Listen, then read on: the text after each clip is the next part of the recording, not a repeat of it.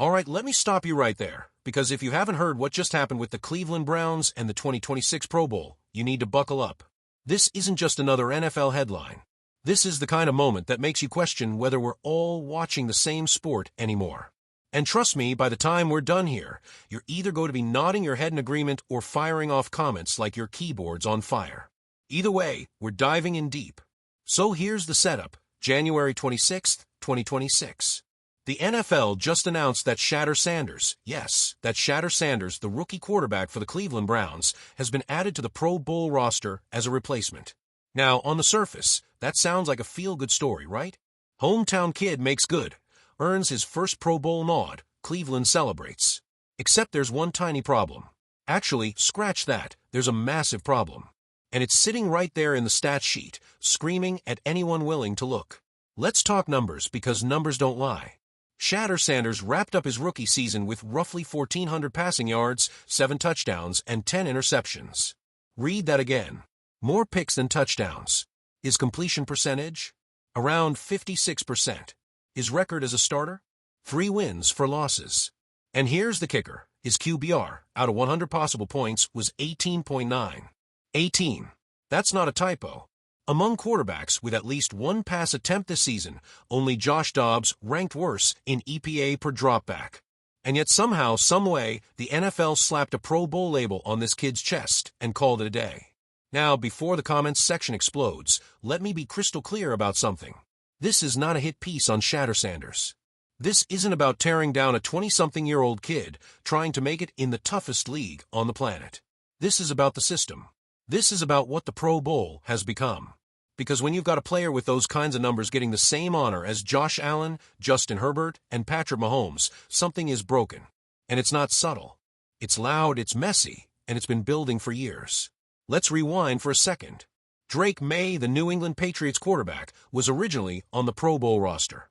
Then the Patriots knocked off the Denver Broncos in the AFC Championship and punched their ticket to Super Bowl 60. May had to bow out because, he's got bigger things to do, like trying to win a championship.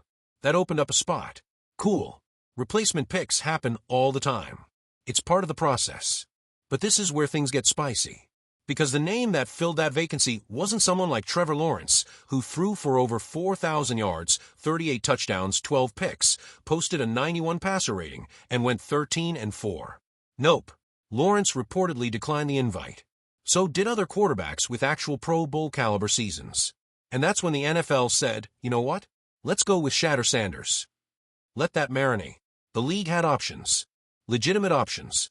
Guys who put up real numbers, won real games, and did real damage on Sundays. And they went with the 5th-round rookie who couldn't crack a 60% completion rate and threw more interceptions than touchdowns. The reaction was immediate. Social media went nuclear. Analysts lost their minds. Former players came out of the woodwork with takes so hot they could melt steel. And you know what? They weren't wrong. Sean Merriman, 3-time Pro Bowler, linebacker known as Lights Out, posted on X and said something that hit like a freight train. He talked about his Pro Bowl helmet, signed by legends and Hall of Famers, and said the Pro Bowl used to be a badge of honor. Used to be. Past tense. That's not a casual comment. That's a former great looking at what the award has become and feeling embarrassed by association. And he's not alone. Cameron Jordan, 8-time Pro Bowler for the New Orleans Saints, chimed in and basically said, yeah, this has been broken for years. He pointed to guys like Mitch Trubisky and Tyler Huntley, who somehow ended up with Pro Bowl nods despite seasons that made people scratch their heads. Sound familiar? Now here's where it gets uncomfortable. Because the deeper you dig, the clearer the picture becomes. This wasn't about rewarding excellence. This was about marketing. This was about eyeballs, clicks, engagement, and controversy.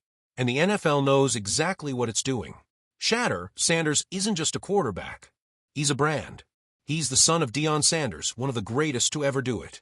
He played at Colorado under his dad's coaching, and every single game turned into a media circus. Whether you loved him or hated him, you were talking about him. And that's the currency the league is trading in now, attention.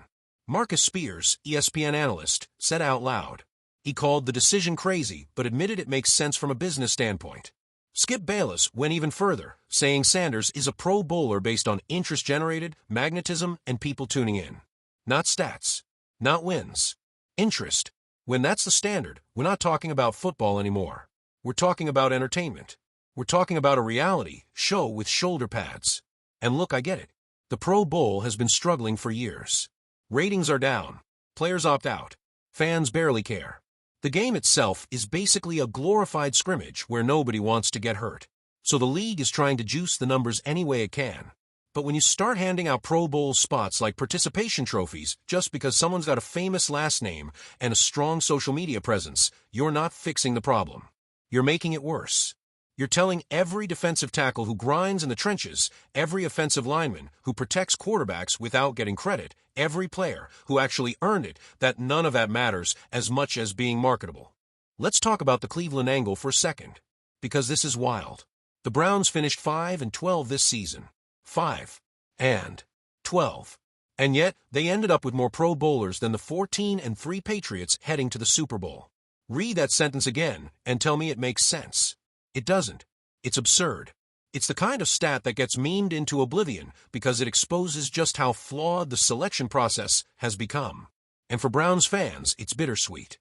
Yeah, you get to celebrate a hometown guy making the Pro Bowl. But deep down, you know it doesn't feel earned. You know people are laughing, not applauding.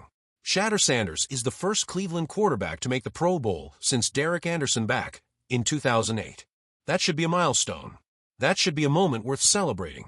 But instead, it's become a punchline. And that's not fair to him. Ken Carman from 92.3 The Fan in Cleveland said it best. This selection is actually unfair to Shedeur because it puts him under a spotlight he didn't fully earn on paper. He's stuck now. He can't decline without it looking bad. He can't accept without the jokes and hot takes following him everywhere. It's a lose-lose. And here's the thing.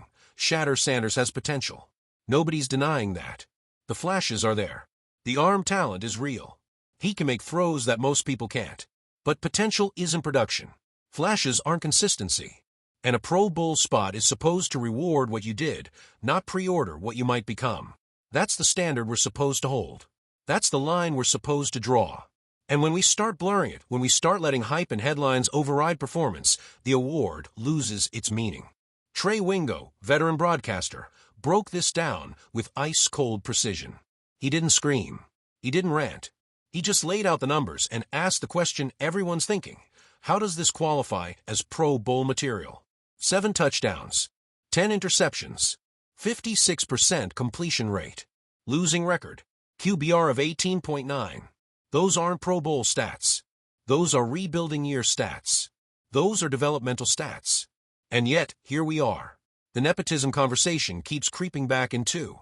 When Colorado retired Shedeur's jersey, critics called it premature. Comedian Shane Gillis roasted it at the 2025 ESPYs, joking that it definitely wasn't nepotism.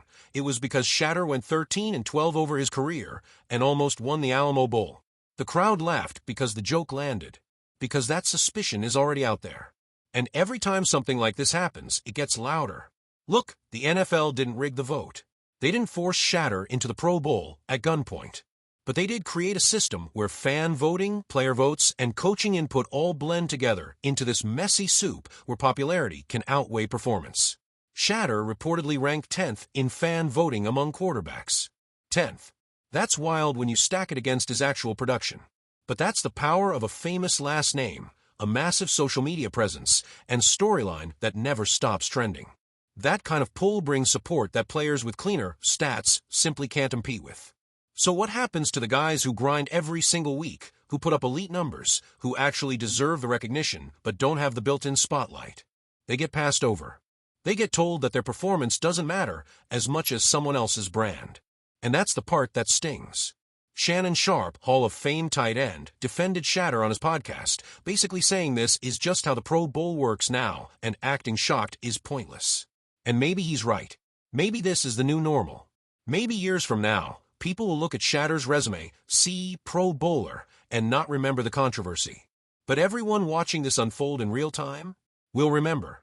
We'll remember this as the year a quarterback with a losing record and more picks than touchdowns got placed in the same conversation as the league's best. We'll remember it as the moment marketing beat merit. The Sanders family is celebrating. Dion posted online, praising God and soaking in the moment. And honestly, good for them. Nobody can fault a father for being proud of his son. But while they're celebrating, the football world is treating this like a warning sign.